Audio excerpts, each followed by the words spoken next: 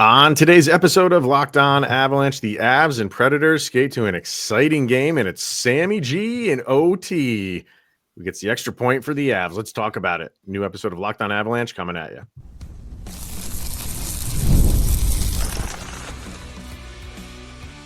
You're Locked On Avalanche, your daily podcast on the Colorado Avalanche. Part of the Locked On Podcast Network, your team every day. All right, everybody, welcome to the Locked On Avalanche podcast, part of the Locked On Podcast Network, your team every day. I'm your host, Chris Maselli. With me, as always, is Mr. Shaggy Von Doom, Kyle Sullivan. Thank you for tuning in, making this your first listen of the day. That is always appreciated. And make sure you're following us on our social media outlets, LOPN_Avalanche on Twitter X, Locked On Avalanche, Instagram, and Threads. Questions, comments, concerns, and opinions, LockedOnAvalanche@gmail.com. And follow us on our YouTube channel. Hit subscribe, get notified when a new show goes live. Make sure you subscribe to our Subtext as well. Link to that's in the show notes below, because when you do, you chat with Kyle and I one-on-one. We get your opinion, everything Avalanche related, which we share on this very podcast. And the Subtext people are taking a lap today, Kyle. If you're watching on YouTube, the third bullet point there for our third segment, which is when we usually get to the Subtext people, they nailed it. So what are we talking about? If you listened to yesterday's episode when they gave their predictions, you already know, but if not, you'll have to wait till the final segment. But kudos to our Subtext people. That's why there are Subtext people, because they are all-knowing. They're like one above all in Marvel. Yeah, I hope it was worth it, everybody. That was fun, huh? Yeah, that was not the anxiety levels were not raised. Yeah, at all. I have a stress-eating peanut jar over here, and I'm halfway empty. Thanks. So we'll get to that a little bit later, but where we will start pretty much the entire episode is this game. And you're kind of at the point with the Avalanche where it's like you need points. You know, you got to start getting wins and start getting points. And while this was a division game, that makes it all the more important. You want to win those division games in regulation just to get those 2 points while they get none. But whatever, you just to get that extra point makes you feel good. And this game was almost like a carbon copy of the last game, where first period, you didn't look all that good. Second period, you kind of turn it up a little bit and you take a lead, you surrender the lead, but you go into overtime where Sammy G on the breakaway. I don't know what the heck happened to the Preds forward, just fell, lost the puck. Just one of those things where maybe they didn't, there's a divot in the ice or something like that. Whatever it was, Sammy G pounced on it and he goes the other way and pots the goal against his former club. You always love seeing stuff like that. And for fun fact, the last time Sammy G won a game in overtime was also against the Predators. Was it really? Back in 2023. So wow. He loves putting the Predators to bed. And honestly, It's the Avs for the third or fourth time this year. It's a brand new start to the season. The Avs are 8-8. Congratulations, you're a 500 team again. Everybody take a lap. This is what you want. And yeah, it's becoming a thing now. The first periods, you got to get that cleaned up. It's nice that you kind of fired it off in the second.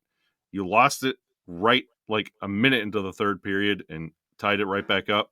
But I love the deep, long shifts that the Avs had on forward. Like, Nate was out there for 2 minutes on one shift. It felt like the Avs had an eternal power play at certain points.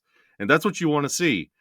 But a little bit earlier these games, I want that first period to have some of that second period mojo. Because I posted after that first period, it was like, I don't think the Avs had a possession more than 10 seconds in their own zone. And that wasn't, to be funny. It was nothing. It was everything Nashville. It was literally the game before. Yep. Literally that same exact game where Carolina was just on them and forechecking and not giving them anything in the offensive zone. Nashville did the same exact thing. Like, Nashville watched that video and said, let's play that way. And they did for the first period. And everything, like, Avs were winning no battles against the boards, nothing, like just nothing going their way.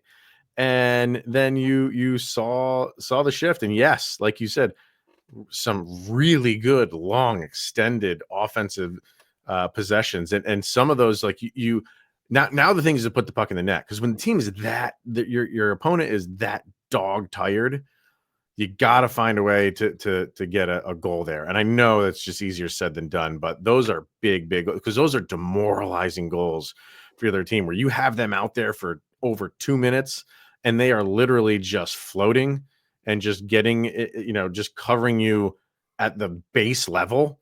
If you can get goals there, it makes them that much more tired than they were when they were out there team wide. So you'd like to see just the extension of that, but you also like to see the turn again from the first period to the second period of they turned it up. They turned it up a little bit. Yeah, and that's the Avalanche. That's the next step they need to do with this forward group. And you hit the nail on the head. Like, it's one thing to exhaust them, but you have to start netting the goals there because it turns from a nice thing the Avalanche do to something you have to look out for, that they pin you deep and they absolutely exhaust you, and then they net a goal that way. It could be an offensive weapon if utilized properly. An extra pass, like the passes were there in those moments, but to all the fans at home, they're screaming, "Shoot. This is your moment. This is what you need. You need that shot. Don't pass it for the duration of those 2 minutes. You guys start peppering that goalie and get those shots up there, because this is another game that the Avalanche evened out in shots. Like, Yeah. you got to start out shooting those teams in these moments when you have that kind of offensive pressure. Shots by period. Nashville in the first 12-6 Nashville. In the second, 13-9 Nashville. In the third, 15-5 Colorado. Yeah. Just do that earlier, boy. Yeah. You know what I mean? Like, and you heard it in the Carolina game. Mosier was saying, like, and he's right. Carolina is just a team of substance, and it's just they will just go for volume of shots. And that's not the worst thing in the world to do, because, just law of averages says, like, you throw a bunch of shots on net, you're bound to get a few that go in that maybe shouldn't, or you get a rebound and you're in the right spot. It's just, and is it the thing where the Avalanche maybe try to get a little bit too pretty early on, or it's just they're getting their legs, feeling out the opposition? Maybe it's just a combination of everything. But teams are starting hot against the Avalanche, and like we said the other day, why does it always happen to the Avs where they surrender a goal when Georgiev's in net, his fault or not? And I'm not going to fault him for that one, but I'm really not going to fault him for either of those goals. They were good, hardworking goals on Nashville's side, but it happened again, and it's just I like cannot for the life of me figure out why it happened again.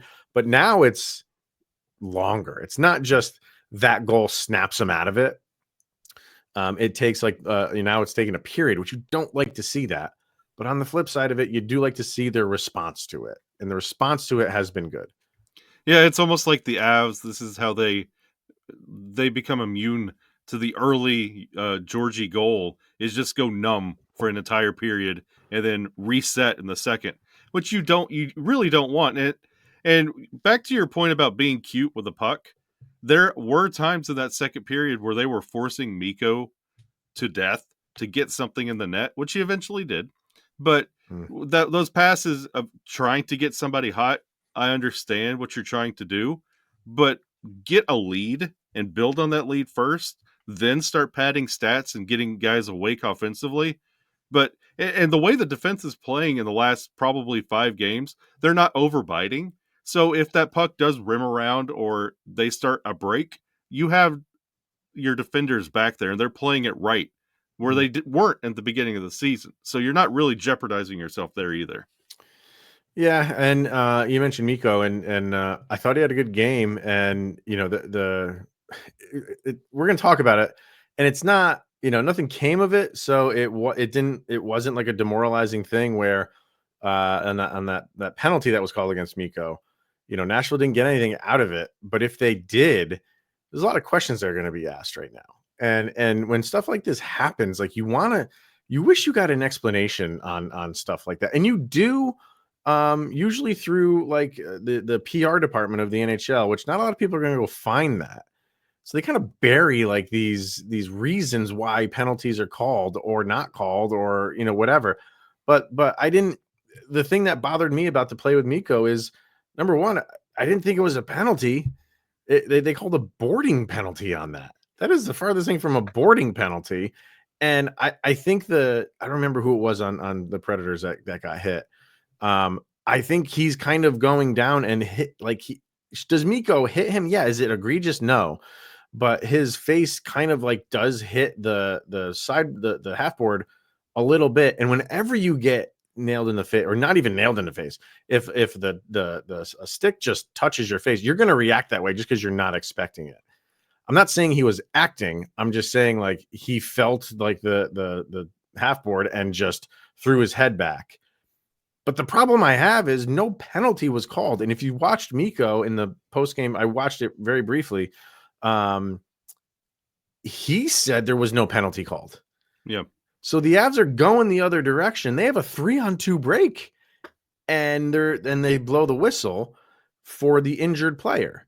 Which, okay, like, I always err on the side of stop the play if there's somebody injured, because that's a serious thing. But when I think that and say that, it's if the guy is in the middle of the play. If there's guys skating around this guy and he's just covered up, he's covering himself up, stop the play. This guy's on the other end of the ice.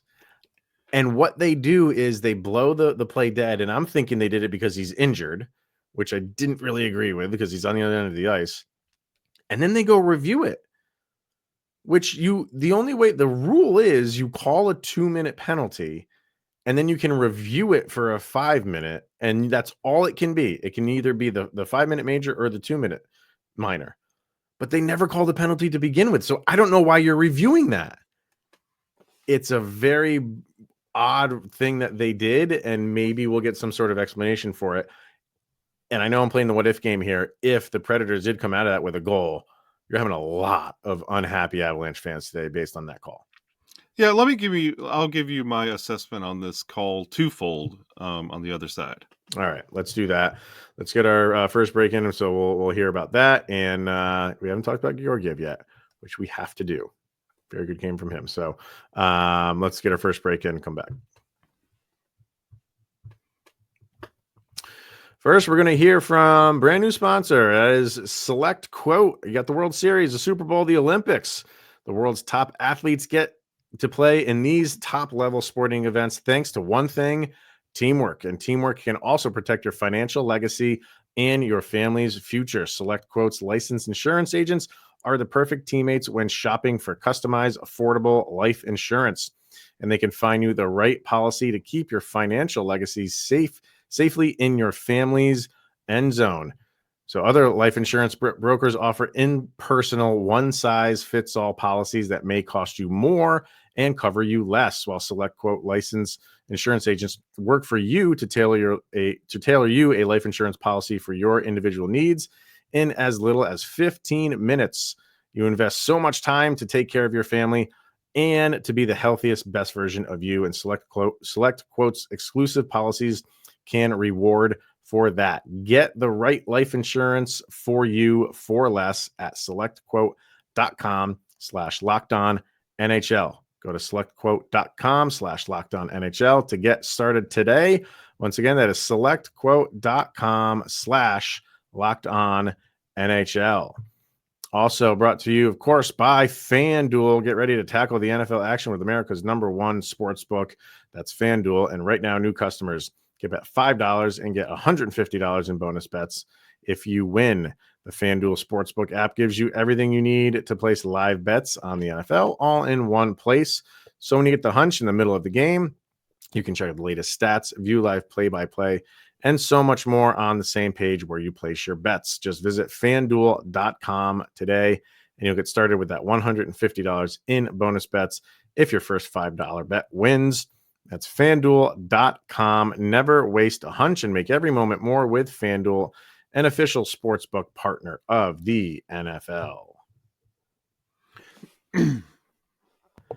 Excuse me. All right. All right. So let's get your thoughts on that penalty, that review from Mikko and that whole situation there. All right. The situation with Mikko, the turn in made it look worse than it actually was that Mikko did, the little bit of additional turn in. But this goes to a greater thing. I think the Avalanche have set a lot of precedent, for lack of a better term, legally with this new like call for like review for a call rule that was in place. Mm-hmm. The Avs have been on the weird side of this multiple times this year with the Tampa Bay game. Tampa. Yeah. Yeah, there's been a lot of this, and it's been weird. I can't remember the last time I've seen a boarding 2. It's usually a boarding 5. Like that's an interesting call, and for it not to be called on the ice, I don't know if it was a overeager whistle and a rectify and trying to. I don't know. Thankfully, it didn't hurt the Avs, but if it's one of those that it did, this would be one of those that go to Toronto, and this has to get addressed because this would be a game-changing call, Oh my call. God, yeah. And I think this is something that has to be addressed and in talks in owner meetings right now. I don't think it was an overeager whistle because the whistle didn't blow. The whistle didn't blow till the Avalanche were in their own offensive zone having an offensive charge, and then they blew the whistle. So I don't and by the rule, yeah, you're right with that Tampa one. Like John Cooper's like, hey, go check out this penalty too, and they do. Yeah, you can't do that. And by the rule, like if that you have to call the penalty first. When they came back, Mosier was on air saying like they were told a penalty was called. Well, Mikko was right there, and he's saying and you can see there is a replay. The ref doesn't throw his arm up, doesn't do it. I don't know. It's just it's a fluky thing. Things like that do happen. You're happy that it didn't really affect the outcome of the game, but it's one of those things where if it does, it's bad because Mikko doesn't hit his head. He doesn't hit his head into the boards, and I just think like he felt that board kind of just jam up into his face, so he kind of threw his head back and went and curled up on the ice, and then 10 seconds later they blow it dead. It was just, I don't know. I didn't like it. We'll see if we get an explanation from it. And I didn't see the Bednar press conference. I'm sure they'll ask him about it too. Yeah. So we'll watch those two things just to get an explanation on it. Yeah, just to see what they say. And if McCarron was wearing an Avalanche jersey, I wouldn't like how it played out, and I would have offense to it. I didn't like the whole situation. I didn't like how it was handled. I'm just glad nothing came of it. Yeah. No one was injured, and no goal came from it. Right. Yeah, let's talk about Alexander Georgiev because third straight game that he's starting, and I don't know where Avalanche fans stand with him right now. I would have to feel like they're coming around a little bit, but how much do they want to see before they are comfortable with Georgiev? It might not be for a while. It might not be for the entirety of the season. And I think it's a live in the moment type of thing for Alexander Georgiev. And in the moment right now, he's been playing well. He's been playing well, and that's why they keep putting him back out there. And we were having conversations with the people who are on Subtext, and I was kind of with them. I was like, sure. I mean, I get why you want to play Georgiev because he's playing well, but how long do you let Annunen sit? Because he was playing well too. Mm-hmm. So you don't want either one of these guys to kind of go cold right now. So I'll be interested to see who is playing on Wednesday. Do they give Georgiev 4 in a row here, or kind of let Annunen get back into the flow of things too? But right now it is Georgiev. That's 3 games in a row. Seems to just have put that start behind him so far. Well, let me because I was also saying, hey, Georgie is just not an NHL starter. Well, month of November, Georgie is now with a .915 save percentage on the month. Slow down. Oh, real. Whoa. Hey, for the month of November, .915. And let me give you just his last 4. 935 in the game last night. Yeah. 871 in the Carolina game. That's kind of deceptive. It was a high scoring, crazy game. Mm-hmm. Winnipeg, 964. That was the 1-0 shutout. Mm-hmm. 875 before that. And that was Chicago. I mean, we're not in the cellar anymore. We're getting back dancing around the 900 line. And in November, it's a 915. I mean, he's had, yes, his early goals. I hear you. I hear the keyboards going. I hear it. Mm-hmm. But he's calmed down. He's making, yes, he still does that dive for like you're playing it on PlayStation and you're figuring out the controls for the first time and you do that weird goalie dive. Georgie does that. That's part of his game. But he cleans it up. and the team is confident. That's the big thing for me. The team plays different in front of him. They're not overprotecting him, and they're not playing out of their game trying to compensate for him, and they're playing more confident in front of him. So we're back to a 1A, 1B, but I still put Georgie as 1B. It was all mental to start the year. All of it was. So if you can pull yourself out of that and you can get right kind of in between the ears, like you'll just start playing better. And it shows. And he doesn't just seem to be like, out, like when things aren't going his way, just like kind of slouching out there. Like his confidence is raised easily, and that trickles down to the rest of the team, and you can see it. So, whoever plays Wednesday, I think that they want to get into a kind of a normal routine with their goalies now, because Capo Kakinen was placed on waivers. So he's either going to get claimed or he's going down to the AHL. So I think the Avs are comfortable, like, okay, we're back to our two guys who we wanted it to be all along.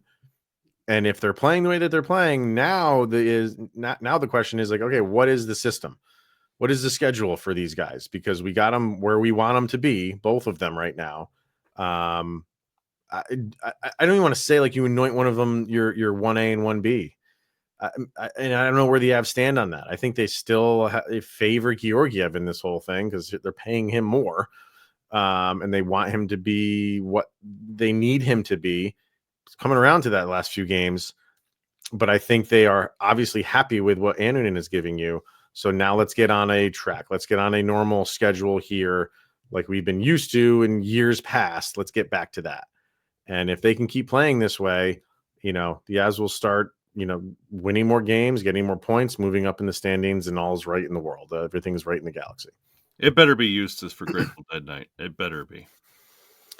Yeah, because that would be 4 in a row for Georgiev. Yeah, you can't go right back to old habits. Like you have two working goalies. Let's not overwork the guy that's just figured out how to play the goalie position. Yeah. And again, like how we were saying, you can make the argument for this game. You can do it again for Wednesday. Well, this is longer that you're putting Eustace on the shelf. Like you've got him in the freezer, saying, "Look at this beautiful save percentage he's had," and you keep it in the freezer, and you just look. You got to take him off the shelf, and you got to keep him warm too. It is. So we'll see what happens there. Just to go through the points here for the Avs, you had Tynan had an assist. So he gets on the board. Nathan McKinnon with 1 assist. So he hits 30 points on the season. Trade him with that one. Kivi Ranta with a assist. So you like seeing that because, the outside world still thinks that the Avalanche are a top heavy team. And, I don't think there's anything wrong in saying that, but, because the top that they have is just above most teams' tops. But, yeah, when you see guys like Tynan mixing it up and Kivi Ranta as well contributing, that's always nice. Mikko Rantanen with a goal on the defensive end. Taves with the goal. Big goal from him, too. That I don't know how that thing found the net. There was so much traffic in front of the net. And did they call that a power play goal? Because it was no, they didn't. That was there must have been like 0.1 seconds over when that power play expired, but whatever. And then Sam Girard with the overtime winner, and he also contributed another assist. So not a lot blowing up the stat sheet on a 3-2 game, but I thought really up and down the lineup you had guys playing very well. I thought this was a good game for Logan O'Connor. Yes. I thought Ivan was great in this game and active, really active in the offensive zone. They're really looking to get shots on. How many shots did he take? I want to check that quick. 3 shots on goal, but I'm willing to bet there was another 3 that missed the net that didn't count. I thought he played well. I really thought like get rid of that first period, and most of this lineup contributed in some factor. Same thing with Parker Kelly. I thought Parker Kelly played a good hard-nosed game. And he's trying to fire on net too and trying to find his first goal. That's got to be coming.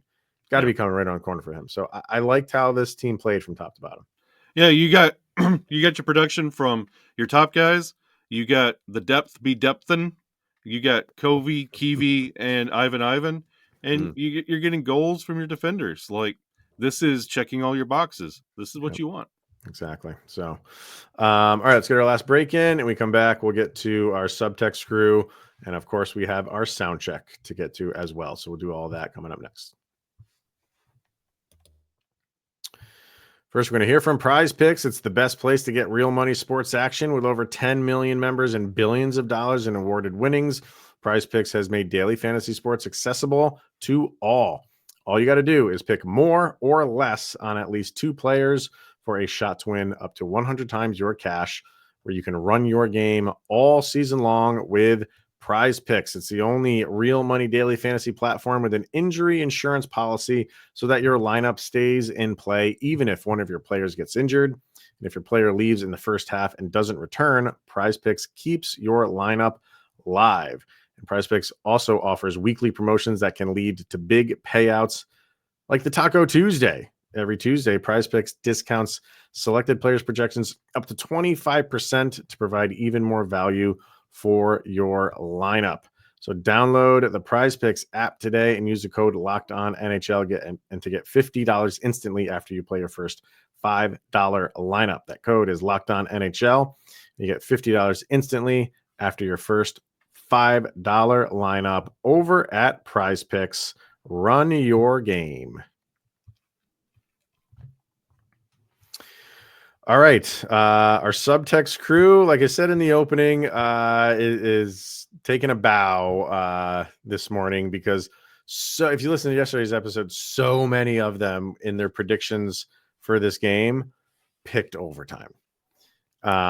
Sick people. I don't know. I don't have the scores that they had. I thought there was somebody who said 3-2. I'm sorry I can't go back and look at it, but I mean I could, but it's just buried right now with so many messages going back and forth. But almost all of them picked overtime. Almost all of them. So congratulations there to our subtext people. You looked into the mirror ball for this game. How did you feel about this game in particular after it was over? Well, let's get to some comments there. Craig says, a little too close for my liking, pretty evenly matched. Glad the guys were able to find a way to get that win. It's hockey, bro. Like, games are going to be tight. That's what's the beauty of this game, what you hate about the game too, because it just raises your anxiety level because so many games are tight. But you know, you have 2 teams here that really need to get points, especially Nashville. Not taking away from the Avalanche, clearly do too, but Nashville is fighting right now and scratching and clawing for points. They got one. But you know, I didn't think this was going to be a blowout. I know some people did, and I think didn't you think it was going to be? I really didn't, because of what it means to both these guys, especially Nashville. I was pretty confident the Avalanche could get the win. But hey man, this is hockey. There's going to be close games. I'm not overly thrilled the Avs gave the Predators 1 point, because last time these 2 teams met, they gave them 2. Like, there's no reason that they should be playing down like this. You are the superior team. It's time to start playing like it. Kay said this was a fun one to watch, and what a great OT winner from Sammy G. Georgie made a ton of great saves and is winning back my confidence. Okay. But that first goal just kills me. I mean, I know, I'm with you. Hoping it doesn't happen is like Charlie Brown and Lucy with the football.